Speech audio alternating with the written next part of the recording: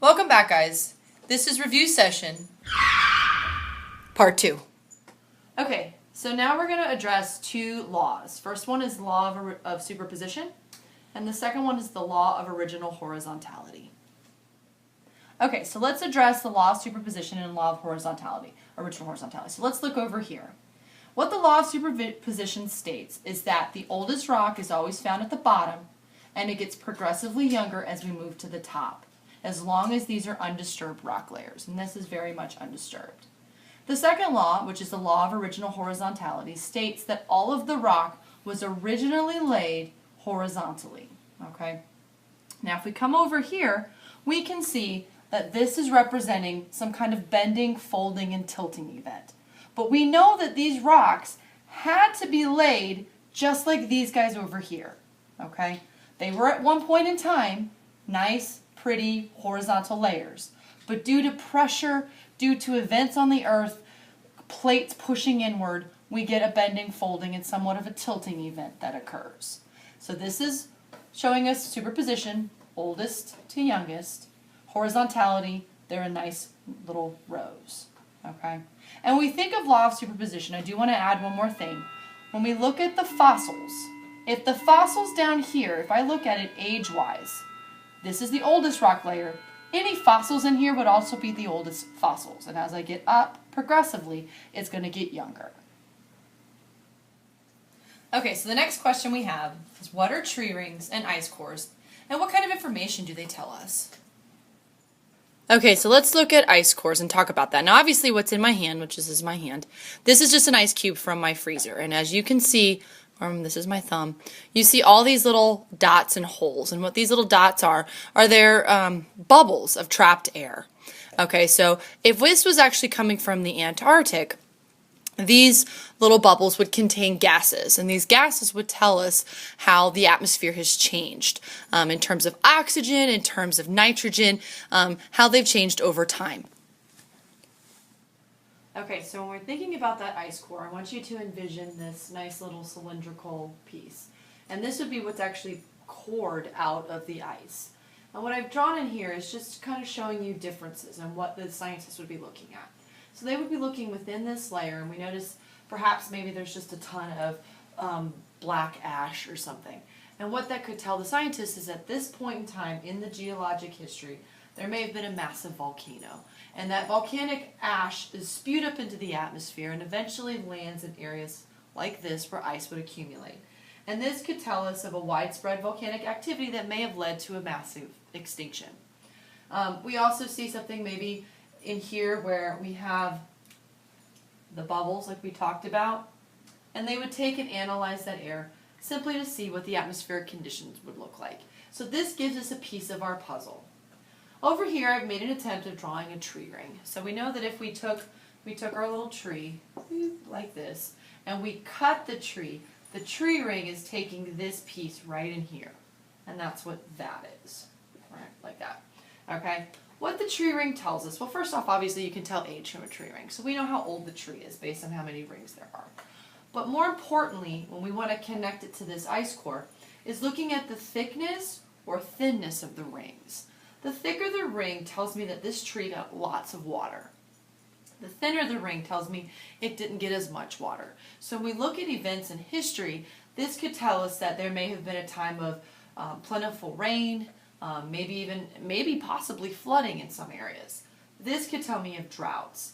So I could connect possibly the droughts to mass maybe not extinctions necessarily, but lots of plants or animals that started to die off because we know in this time period there wasn't a lot of water available.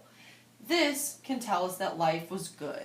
And if we start looking at those really, really, really old trees that have huge rings, that can give us information. So between an ice core and a tree ring, they provide us information about the climate, they provide us information about volcanic events that we see in the ice core, and we can take this information, we can look at fossils, and we sort of piece it together to make a story. Okay, the next question we're going to look at is naming the 3 types of boundaries, and then what will form as a result of these boundaries.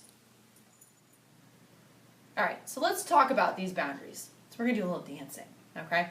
Let's do the divergent boundary. because they go away. And the convergent boundary, because they come towards each other. And then we have the transform boundary, and they slide past each other. Alright, so while I know you all enjoyed my rock and dance moves, let's actually get a little more technical. So this is a convergent boundary, and we have two types, okay? We've got continental-continental, and then continental-oceanic. They're both doing the same thing. They're both coming towards each other. This just happens to be two pieces of continental crust. This is a continental crust and an oceanic. So let's look here. We've got land, obviously, and these two pieces are converging on each other. And as they come towards each other, they're going to cause mountain formation. So we can imagine our fingers coming together and pushing upward. With this one, the oceanic crust is approaching this continental crust. It is coming towards it, however, it's going to do something called subduct. And what subduct basically means is they're still coming towards each other. This piece of crust actually goes below. And what's going to happen is it's going to melt down here in the magma chamber. And we might see eventually the formation of a volcano and a volcanic set of mountains along the coast. But they're still coming, they're still converging, just like these two are. This one just is going to sink below this one. Alright, so the next type of boundary is the divergent boundary, and as we did with our hand motions, what it means is that the plates are now pulling apart. And they actually start pulling apart. I'm going to erase this real quick, because when they start to pull apart, it's almost like they're tilting. What's happening is we've got a magma plume down here, so we got some magma down here, a magma chamber of some type, and it's forcing magma up here, and therefore causing, it's basically pushing these things apart. And this magma is just piling on. And so what we start to get are things called ridges, okay? And there's a really large ridge called the Mid-Atlantic Ridge that runs right down the center of the Atlantic Ocean. And what it is it's a spot where the boundaries are actually, a plate boundary is, and this is actually pushing apart. And these start to shift this way. And this ridge will continue to shift. And the magma will just continue to pile up, and that plate will continue to move apart. Okay, the third type of boundary is the transform boundary. And so with the transform boundary, what we have is we have plates now shifting in opposite directions. So they're literally going to be scraping past each other. And when we have this scraping, because we can imagine scrape, what we start to feel is something like an earthquake. Okay? And we know, if you know anything about earthquakes, I mean, obviously we can get them in North Carolina. There's nothing that says we can't, because we do have plates meeting up like this. But you tend to hear the most about it in places like California. And so an example of it that you may be familiar with is the San Andreas Fault. And the San Andreas Fault is a fault line that's created as a result of this transform boundary. So when that scraping action happens and you hear about when you hear about earthquakes in California, you may be thinking, or it may be as a result of this boundary at the San Andreas Fault. Alright, so let's look at the next question, which is what are the three types of rocks, and then how are they formed? Alright, so let's start to talk about the three rocks, and then we'll talk about the cycle. So the first type of rock that we have is sedimentary rock, and you're going to see this with sandstone. The second type of rock is igneous, and we see this with obsidian, which is very glassy, as well as granite, which is very lots of crystals within it. The last type is metamorphic, and this is something you'd see in marble. So when we think about a cycle, we have to think that there is movement within that cycle, and we've got these arrows to kind of give us movement from one form to another. So whether we're coming this way from metamorphic or we're coming this way from igneous, the only way we're going to get a sedimentary rock is by undergoing these processes of weathering, erosion, deposition, compaction, and cementation. Now, over on this igneous side, instead of rewriting all of this, I'm just going to go WEDCC, which means the same thing. So in order to go from igneous to sedimentary, I have to weather, erode, deposit, compact, cement, or metamorphic to sedimentary. I've got to go through the same thing.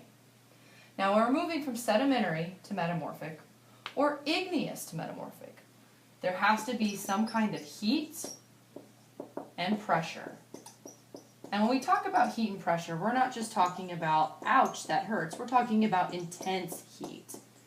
And pressure, we're talking about the whole pressure of the planet. Think in those terms. And that's going to get us the formation of a metamorphic rock. And the last but not least is that igneous rock. And in order to get igneous, there's going to have to be a melting and cooling event. So this rock is melted and cools and becomes igneous, or this rock melts, and cools and becomes igneous. So this is the rock cycle. Remember, every rock can become any other rock. It just depends on the conditions. All right. So the next question is talking about the geologic time scale. So first off, we want to know what it is, and then we want to know what it tells us about life on Earth. Okay, so the final question was talking about geologic time. And I decided to bring out the clock because I think it's sometimes the easiest way to look at it. So we did this in class, but just as a review, we're going to set Precambrian time. So I'm going to go ahead and put that little dot in the middle of the clock. Okay. Precambrian time, we start at the midnight. We go all the way around till we hit about maybe 1052, 1053-ish. That means all of this time in here. All of this is Precambrian. Precambrian, we have the beginning of Earth. We have a lot of movement within Earth, volcanics, eruptions, maybe some small bacteria, small single-celled organisms, but not a whole lot's going on in here. Okay. From here, we move into the Paleozoic. And the Paleozoic is going from about 53 to maybe about 57. Okay, so right in here, this is the Paleozoic. And with the Paleozoic, we sort of see an explosion of life. So we see the beginning of reptiles, we have Pangea action maybe potentially starting up in here and sort of ending in here. From here, we go into the Mesozoic. And the Mesozoic is going to go from about 57 to about 59. So this is the Mesozoic. The Mesozoic you can pretty much remember as the whole dawn of the dinosaurs. The dinosaurs come in, they thrive, and they go extinct within that Mesozoic. And this final piece of time, so from 59 to 60, so for just 1 minute, this is the Cenozoic. And this is the current era that we are in right now.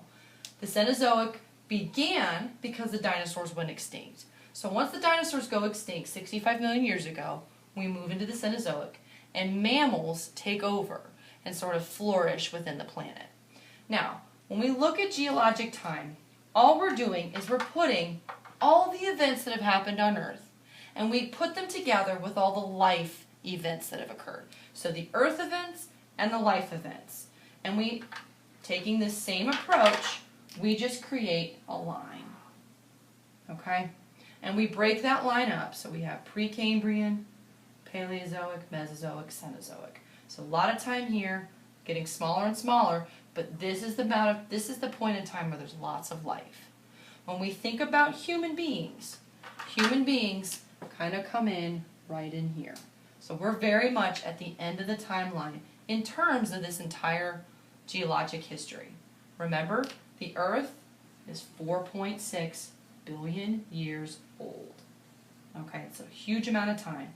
And with that time, a lot of stuff doesn't happen for this much time, and then all of a sudden it does. And this is the explanation of geologic time. Okay guys, so our session has ended. So hopefully you have answered any questions, and I know Danny, you have been very intrigued by everything we've learned about. So, yes, Anne. Alright, so please make sure that you have studied really, really hard for this test, and if you have any questions that you come see your science teacher. If you're coming to see me, just make a scheduled time and we can go over any material that was covered, anything that you still are uncertain about.